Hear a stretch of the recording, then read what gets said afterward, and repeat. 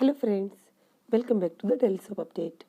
आज रात अनुपमा के सीरियल में क्या होने वाला है, हम आपको इस वीडियो में बताएंगे। सो गाइस, वीडियो को पूरा देखिएगा एंड चैनल को सब्सक्राइब करना ना भूलिएगा। कल के एपिसोड में हम लोगों ने देखा था कि किस तरह से वनराज अनुपमा को घर से निकलने का कहता है, तो बापूजी घर के कागजात फाड़ कर बोलते हैं कि अब ये मैं अनुपमा के नाम करूँगा और तू इस घर से चला जा। और जब वो पैकिंग करता होता है तो बा उसके पास आती है, तो उधर अनुपमा बापूजी से बात करती है और वनराज बा से बात करता है। तो आज के एपिसोड की भी शुरुआत वहीं से होगी। वनराज बा से बोलता है, बा मैं जानता हूँ मैंने गलती करी है, लेकिन उस गलती की वजह सिर्फ अनुपमा है। आप और बापूजी भी तो साथ में बैठते हैं, बातें करते हैं, एक दूसरे से बातें शेयर करते हैं। मैं ऐसा कुछ अनुपमा के साथ कर ही नहीं पाता हूँ। वो मेरे लेवल की है ही नहीं।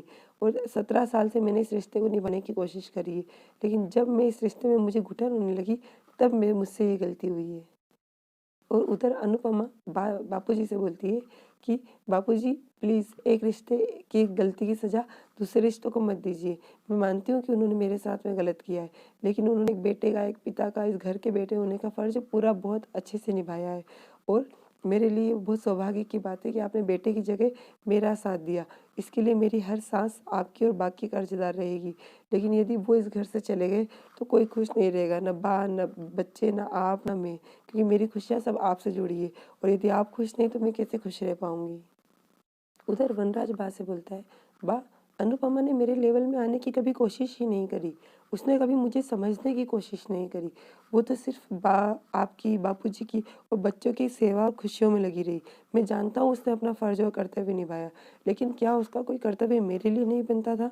इसीलिए मैं जानता हूँ मैंने गलती करी है कि जो दर्द मुझे अनुपमा से मिला वो दर्द मैंने काव्या के साथ शेयर किया। जो मुझे अनुपमा से खुशियाँ नहीं मिली वो मुझे काव्या से खुशियाँ मिली। बा मैंने जो किया उसके लिए मुझे गर्व नहीं है, लेकिन मुझे उसके लिए शर्म भी नहीं है। तो बा बोलती है, देख वनराज, तू भी जानता है मैं भी जानती हूँ, अनुपमा ने इस घर के लिए बहुत कुछ किया है। उसने अपनी ज़िंदगी के 25 साल इस घर को और हमारी सेवा में लगा दिए हैं। उसमें कमियां ही मैं मानती हूँ, लेकिन 25 साल से वो इस घर में फिरकी की तरह घूमकर हम सबकी सेवा में लगी हुई है। आज बुढ़ापे में मैं आराम से झूले पे बैठ पाती हूँ क्योंकि इस घर में अनुपमा है। तो आराम से काम कर पाता है क्योंकि इस घर में अनुपमा है। अनुपमा ने ही इस घर को संभाला है। और बोलेगी, तू अकेला पड़ गया था, मैं मानती हूँ, लेकिन उस अकेलेपन के कारण तू अनुपमा को धोखा देगा? छी! अरे ये उम्र तो बच्चों की शादी की इनविटेशन कार्ड छपवाने की, न कि अपने तलाक के पेपर लेकर कोर्ट कचहरी के चक्कर लगाने की। अब जो हुआ सो हुआ, अपनी गलती को सुधार। हमारी खुशी और इस घर की भलाई तुम दोनों के साथ रहने में है, अलग अलग रहने में नहीं। अपनी शादी को दूसरा मौका देने की कोशिश कर।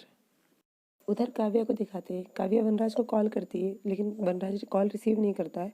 तो वो बोलती है, वी वेयर आर यू, तुम फ़ोन क्यों नहीं उठा रहे हो? और घबराती हुई सोचती है कि कहीं अनिरुद्ध की बात सच ना हो जाए, फैमिली के प्रेशर में आकर वी मुझे छोड़ ना दे। वो चेयर पर बैठती, नहीं नहीं ऐसा नहीं होगा, वी मुझे कभी नहीं छोड़ सकता, मैं वी के बगैर नहीं रह सकती हूँ। उधर बा और वनराज को फिर से दिखाते हैं। वनराज बोलता है कि नहीं बा, अब इसको दूसरा मौका नहीं दे सकते। आपको क्या लगता है कि जो कुछ हुआ इसके बाद में बच्चे और डॉली और संजय भाई ये सब मुझे फिर से पहले की तरह अपना पाएंगे? ऐसा पहले की तरह अब कुछ भी नहीं हो पाएगा, और जो भी कुछ बिगड़ा है अब वो सिर्फ अनुपमा के कारण बिगड़ा है। तो बा बोलती है, तू सारा दोष अनुपमा को क्यों देता है? गलती तूने करी, दोष अनुपमा पे। तो वनराज बोलता है, हाँ, माँ का और औरत का दर्द सबको दिखाई देता है, लेकिन एक मर्द का और पिता का दर्द किसी को दिखाई नहीं देता है। फिर बोलता है, ऐसा आज से नहीं सदियों से होता आ रहा है, औरत के हर दर्द की वजह सिर्फ मर्द को माना जाता है। तो बा बोलती है, अब तू भी बहू की तरह मुझे भाषण मत दे, और जो सच है वो सुन। तू बाहर जाता है, 25 लोगों से मिलता है, क्लाइंट के साथ मूवी देखता है, दोस्तों के साथ घूमता है, गप्पे लड़ाता है, तो भी तुझे इस रिश्ते में घुटन होने लगी। तो अनुपमा तो 25 साल से इस घर से निकली नहीं है। अगर उसे घुटन हो जाती, हाँ चलो मान लिया, वो तेरे साथ गप्पे लड़ाने बैठ जाती, तेरे साथ घूमती, काव्या की तरह हीरोइन बन के किटी पार्टी में जाती, और तेरी माँ रसोड़े में काम करती, तो तुझे अच्छा लगता? उसने ये सब नहीं किया, उसने तुझे समय नहीं दिया, क्योंकि वो तेरे बापूजी, तेरे घर, तेरे बच्चों को संभालने में लगी हुई थी। अगर वो ये सब नहीं करती तो तुझे अच्छा लगता? वो 25 साल में सिर्फ एक बार अपनी सहेली के साथ घूमने क्या गई? तुझे याद है ना, तूने क्या किया था उसके साथ में? तो बस वनराज उसे सोच में थोड़ा सा डूब जाता है। उधर दिखाते हैं अनुपमा बापूजी के लिए चाय बनाती है और रोते रोते भगवान से बोलती है, भगवान ये सब मेरे परिवार के साथ में क्यों हो रहा है? यदि आपको कुछ सजा देनी है तो मुझे दो, प्लीज़ मेरे परिवार को मत दो। तो वो रोती रहती है। फिर से वनराज और बा को बातें करते हुए दिखाते हैं। बा बोलती है कि यदि आज अनुपमा तेरे लेवल की नहीं है तो उसका एक कारण भी हम लोग हैं, क्योंकि हमने उसे पढ़ने नहीं दिया। जिस उम्र में उसको कुछ बनना था वो पढ़ लिख के आगे बढ़ती, उस उम्र में हमने उसे इस घर परिवार और बच्चों की जिम्मेदारी डाल दी, इसलिए शायद वो आज कुछ कर नहीं पाई। जो अनुपमा कम पढ़े लिखे होने के बावजूद बच्चों की टीचर बन सकती है, डांस सिखा सकती है और एक दिन में कार चलाना सीख सकती है, उस अनुपमा को यदि आज हमने समझा होता ना तो वो आज काव्या से भी 4 कदम आगे होती। उसे दबाया किसने? हाँ, तूने और मैंने, और ये बात तू और मैं दोनों बहुत अच्छे से जानते हैं। इसलिए अब इस बात को ख़त्म कर और मुझे वचन दे कि आज से, बल्कि अभी से तू काव्या से सारे संबंध तोड़ देगा। जो गलत हुआ है उसे तो नहीं बदला जा सकता है, लेकिन सुधारा ज़रूर जा सकता है। तो काव्या को अपनी ज़िंदगी से बिल्कुल पूरी तरह से निकाल देगा और अपने सर पर उसका हाथ रख कर बोलती, खा मेरे सर की कसम कि तू काव्या से सारे संबंध तोड़ देगा। उधर काव्या का कॉल आएगा वनराज के पास और बात देकर बोलेगी, ये आसानी से तुझे छोड़ने वाली उसे नहीं है, इसलिए तुझे उसे छोड़ना पड़ेगा, तो खा मेरे सर की कसम।